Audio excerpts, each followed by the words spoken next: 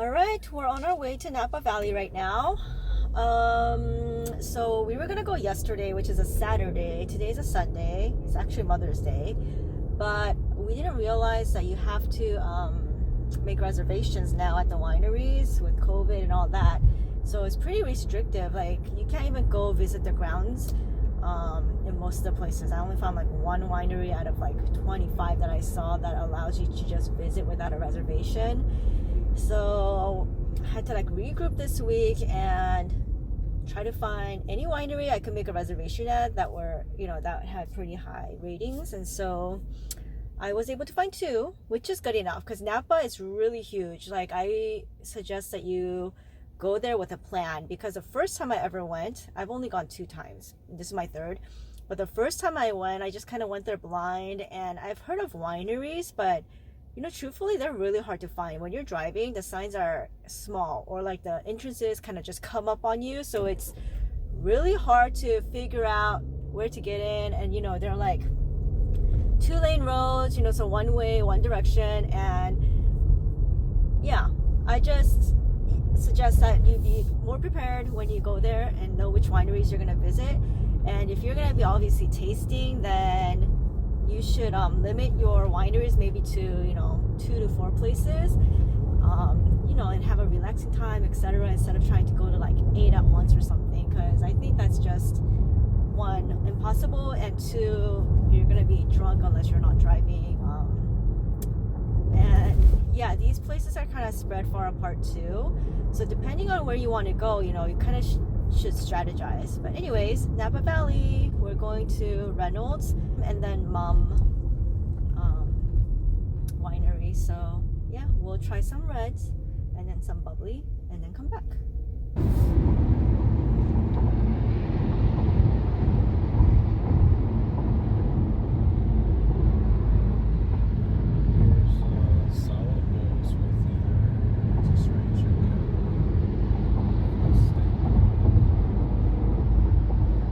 This is the 80 and we're going through the toll.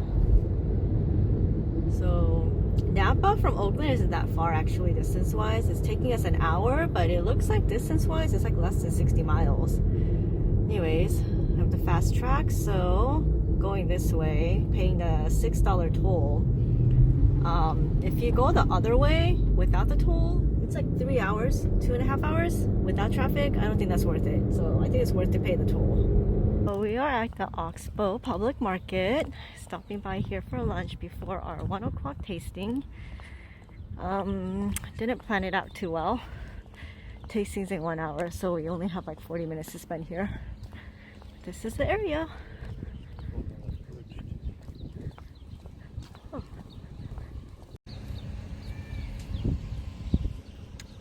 Nice little river right there. Been here a long time ago, but it's been so long. It looks like this was a parking lot that they repurposed.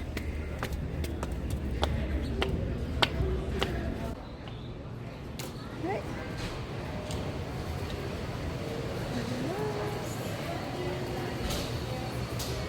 It's the market.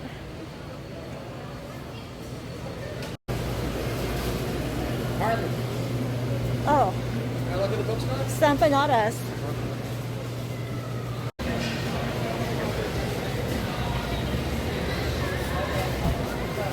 This is the other side. It's a bigger parking lot.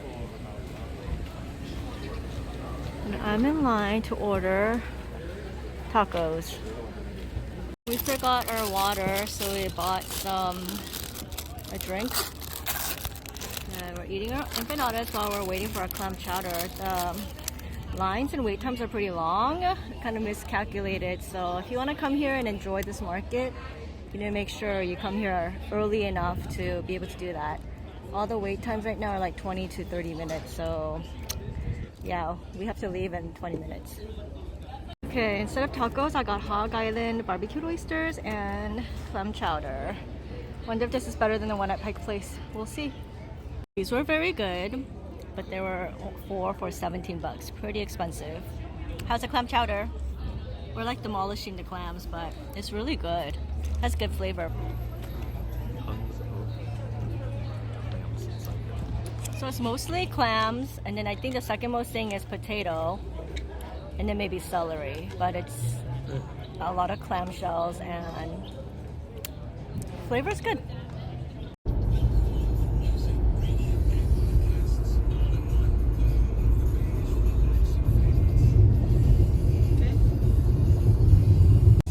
Reynolds Family Winery.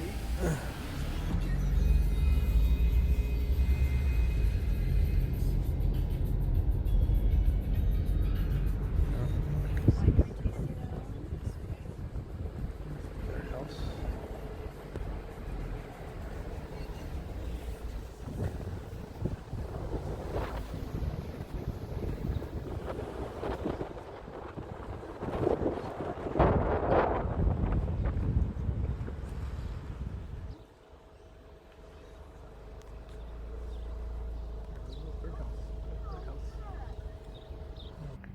We are here for our tasting.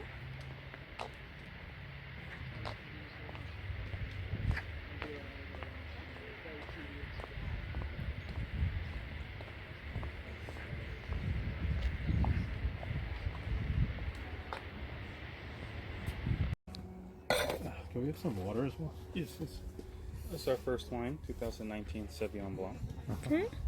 This wine comes from a vineyard we have just behind. So, just over that hill you see there, we have another vineyard called the Persistence Vineyard. That's where these grapes come from.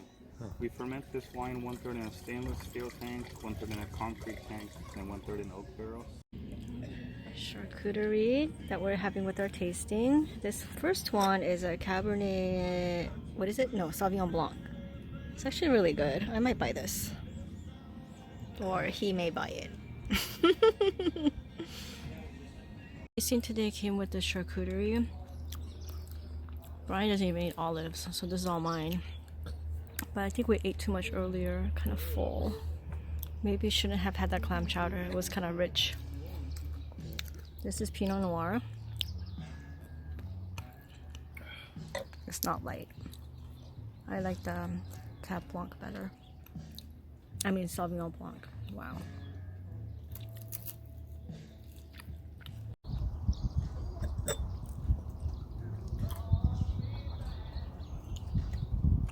It's really hot. It's only 85 degrees. 95 is pretty hot. About as hot as Well, it gets. I think other times it could get like 100 plus, so luckily there's some breeze, but man, if it wasn't for that, it's a little too hot. This is definitely our most popular wine. We sell the most of this. Oh, really? This is our take on like a Marrakesh style blend with a little twist. It's Cabernet Sauvignon, Cabernet Franc, Merlot, Petite Verdot.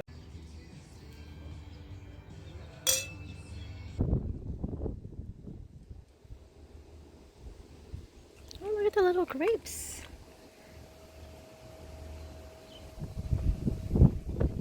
Ready to grow.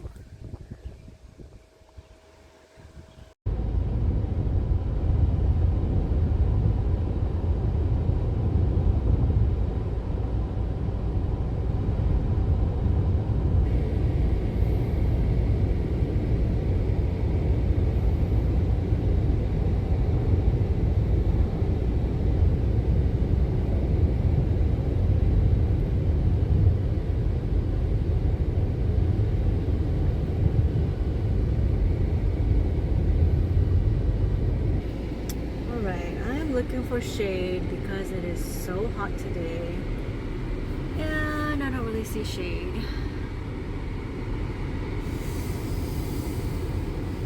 I'll go over there. Alright, so I'm at Mumm, Napa for our second tasting. Our first tasting was at Reynolds Family Winery.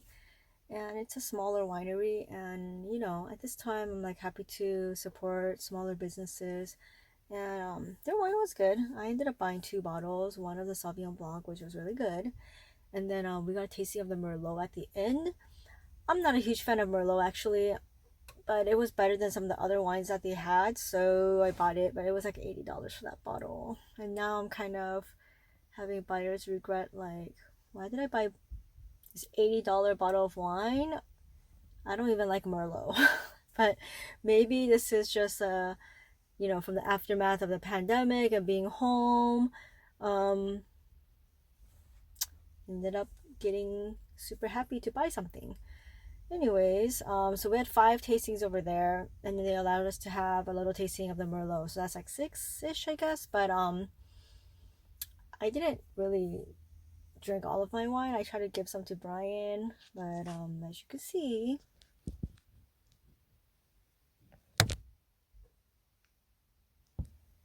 yeah, he's kind of passed out.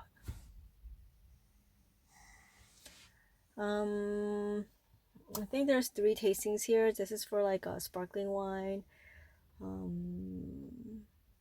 champagne, sparkling wine. But anyways, not sure if Brian's gonna be able to have any more wine. So that's something, like, if you're planning on coming to Napa Valley, I mean, we don't drink that much, so like 2 is plenty for us. 1 would have been okay, but you know, if you're like a super like wine drinker, maybe 3-4 is good. But I think for average person, like 2 tastings might be sufficient. And most of these wineries open at 10 o'clock, so starting at 10 would be ideal, having a small lunch and then having another tasting in the afternoon. But ours is 2 in the afternoon. So I made a 3:15 reservation. I'm here like 5 minutes early. Actually, it was 10, but you know, we're in the car for a little bit. So nice. Very beautiful. So this is a building. It's a winery right here. It's like endless. It stretches for miles and miles, it looks like. It's like new plantings. All these wineries so far. Look at that, tiny little grapevines. This is much prettier. Yeah, definitely prettier than the other place, but the other place like had a man-made lake. And then it's right by this little hill. This is like what I picture Northern California, you know, these little rolling hills. I've had some Mumm sparkling wine, you know, from stores, and they're really good. So looking forward to this one. I am looking to get some sparkling wine at home for the summer. I don't know, for me, sparkling wine equals summer wine. And it's summertime right now, so I'm really looking forward to it. Oh, so pretty, so colorful. Thank you. Exciting. So they gave us a complimentary pour. It is a Brut Prestige. Is this guy allergic to wine? Because he's saying he's puffed up.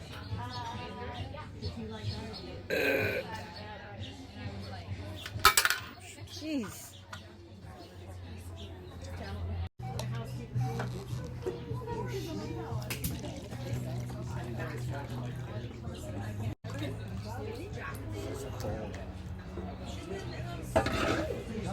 So we were just given the Brut Prestige. That was really good, and I drank all of mine already.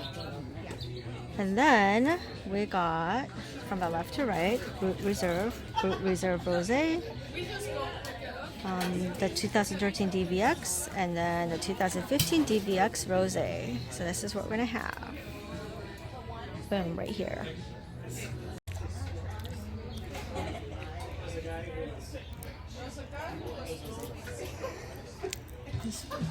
Shady, very nice. Nice view.